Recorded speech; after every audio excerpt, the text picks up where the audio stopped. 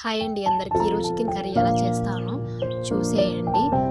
ముందుగా బౌల్ తీసుకొని కొంచెం ధనియాలు వేసుకోవాలి, చెక్క ముగ్గు కూడా వేసుకొని 5 మినిట్స్ ఫ్రై చేసుకోవాలి. ఒక ప్లేట్లో తీసుకొని వెల్లుల్లి కూడా యాడ్ చేసుకొని ఫైన్గా ధనియాల పౌడర్ చేసుకోవాలి. బౌల్ తీసుకొని కేజీ చికెన్ వేసుకొని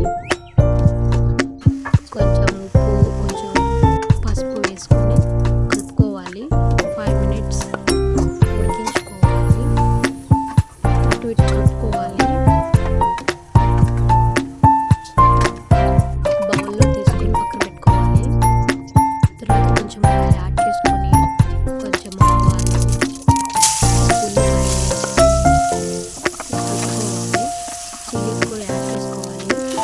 టమాటో వేసుకోవాలి. బాగా కలుపుకొని